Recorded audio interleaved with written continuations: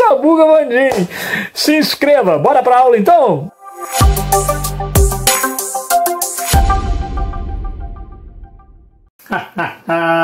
Muito bem, olha a gente aí então na 12ª parte do nosso estudo sobre independências na América Espanhola. Tranquilo? Do que a gente está falando quando a gente fala em independências na América Espanhola? A gente está falando de um processo que ali no início do século XIX fez com que a Espanha, ela que tinha sido uma das donas do mundo, né? Fez com que ela perdesse o controle sobre suas colônias aqui na América. E olha que a Espanha tinha colônia na América aqui, hein? Puxa vida, é muita colônia. Tranquilo? Então, quais são os fatores que levaram a esses processos de independência? Eu posso te dizer o seguinte, são fatores internos, coisas que aconteceram dentro das colônias, e fatores externos, coisas de fora. Seria interessante também pensar nisso na hora de organizar o conhecimento nas suas gavetinhas mentais. Tranquilo? Então bora lá, não morra minha filha. Vamos começar falando do iluminismo? Você já está careca de saber o que é iluminismo, não é? Um fenômeno político, econômico, filosófico. De repente toma conta das narrativas europeias e transborda da Europa para o restante do mundo. Está aí um movimento que é filosófico, mas que também é político e econômico, assentado-se em algumas bases. O justnaturalismo, o liberalismo, o iluminismo prega muito a ideia de liberdade. Liberdade para o cidadão, liberdade política, liberdade econômica. Então, essas ideias do iluminismo foram base ideológica também para essas lutas aqui na América. Olha, os iluministas defendiam muito uma ideia que em particular foi utilizada aqui como justificativa: o direito à revolta. Temos um direito natural de revoltarmos-nos contra tudo aquilo que nos oprime. Então, o iluminismo, ao defender a autonomia, ao defender o fim do absolutismo, o fim do mercantilismo, está defendendo o fim do colonialismo. Claro! Então, eu não posso dizer que essas ideias fossem assim acessíveis a todos, não posso dizer isso. Mas a elite colonial, em particular a elite criolla, você já estudou os criollos, não é? Escreve-se criollos e lê-se criollos. Os criollos são o quê? Os espanhóis? Não, esses são os chapetones. São os mestiços? Não, esses são mestiços. Quem são os criollos? Os descendentes de espanhóis nascidos aqui na América. Tranquilo? Então essa elite teve contato com as ideias iluministas e gostou delas. Porque os chapetones também tiveram contato, mas não acharam a mínima graça. Então põe o iluminismo no seu cestinho. Bandim! Pensa também que você já compreendeu que, embora ambos fossem membros da elite, chapetones e criollos não se davam bem. Não, eles se estranhavam muito. Tem uma particularidade aqui, sabia? Tem a ver com muitas coisas, mas tem a ver com estudo. Os chapetones, os espanhóis, estudavam nas universidades europeias. Os espanhóis criaram em suas colônias instituições superiores de ensino, e é nelas que os criollos, nascidos na América, estudaram. Então os chapetones usavam essa diferença como um argumento opressor e elitista dentro da elite, dizendo que os criollos são inferiores porque estudaram aqui na América e o estudo aqui não é como o estudo lá. Sabe? Quando o estudo e diploma começa a ser usado para reforçar abismos sociais, para reforçar papéis sociais, privilégios sociais. Sabe como que funciona isso, não sabe?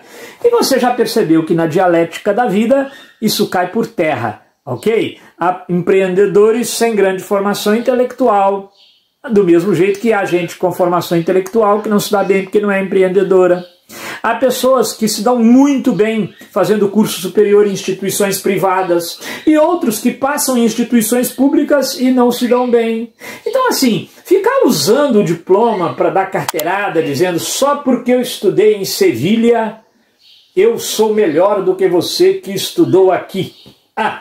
Esse tempo já era, mas naquele tempo estava em voga. Então, os chapetones, eles controlavam os tribunais, as audiências, tadinho dos criollos, controlavam só os cabildos, que são espécies de câmaras municipais. Então, o poder político estava com os chapetones, o poder econômico com os criollos. Por isso, os chapetones queriam o monopólio espanhol metropolitano, enquanto os criollos achavam que já deu, que era a hora do fim desses monopólios. Então, leve em consideração que a independência da América Espanhola acontece, em sua grande maioria, pelas mãos dos criollos. Tá bom? Eu vou ter exceções? Vou ter exceções. A gente vai lembrar, daqui a pouquinho a gente vai falar disso. O Peru, por exemplo, tem participação de mestiços, de indígenas. O México tem participação de mestiços, de camponeses, de homens sertanejos, tranquilo. Mas, no geral, foi a elite que fez a independência da América Espanhola. E você está lembrando aí por que a elite brigava entre si. Chapetones de um lado e criollos do outro. Vamos lembrar também das guerras napoleônicas. Napoleão fez muitas guerras. Napoleão Bonaparte, você lembra? Imperador francês. Uma dessas guerras chamou-se Guerra Peninsular. Foi contra a Espanha. E lá na Espanha, Napoleão colocou o seu irmão no trono, José Bonaparte. José Bonaparte foi rejeitado por parte dos espanhóis, pela maior parte. E lá os espanhóis organizaram a resistência contra José Bonaparte. Fizeram um grupo de resistência chamado Junta de Cádiz. Vandim, o que isso tem a ver com a independência da América Espanhola? Tudo. Sabe por quê? Enquanto os espanhóis, Junta de Cádiz, brigavam contra o invasor, José Bonaparte, o que acontecia com as colônias aqui do outro lado do Atlântico? Não é? Nadavam de braçada, experimentavam autonomia. Por isso que você vai encontrar na questão referência ao autogoverno. Governavam-se a si mesmas, porque estavam, naquele momento, experimentando uma liberdade inédita. Então, é uma conjuntura externa, exterior. É briga lá na Europa, mas afetou o processo de independência da América Hispânica. Então você precisa saber que é uma das causas importantes. Revolução Industrial. Poxa, essa aí então é de grátis, né, meu? Tu sabe isso aí. A Inglaterra fez Revolução Industrial, tem produtos saindo pela pelota dos olhos. Ela precisa de mercado consumidor. O que ela vai fazer? Ela vai olhar para as colônias da Espanha e vai pensar, eita, me serve, hein? Se essas colônias fossem ex-colônias e pudessem comprar de mim, eu seria mais feliz dos países europeus. Por isso a Inglaterra põe pilha, ela ajuda essas colônias a libertarem-se da Espanha, porque ela está de olho na boutique dela. Ela está de olho na boutique dela, ela está de olho na boutique dela. Vandinho tomou remédio, não é? Não morra, minha filha. Entendeu? A Inglaterra está de olho nesse potencial mercado consumidor. Por isso que ela ajuda a combater os monopólios. Ou seja, ela ajuda nos processos de independência. Mas não é porque ela é boazinha, não é? É porque ela está de olho na boutique dela. Dança de novo, Vandinho. Não, muito obrigado. Olha só, vamos pensar também na independência dos Estados Unidos. Eu sei que parece ironia, porque quando a gente vê os Estados Unidos no século XIX, a gente o vê sob o prisma do imperialismo norte-americano.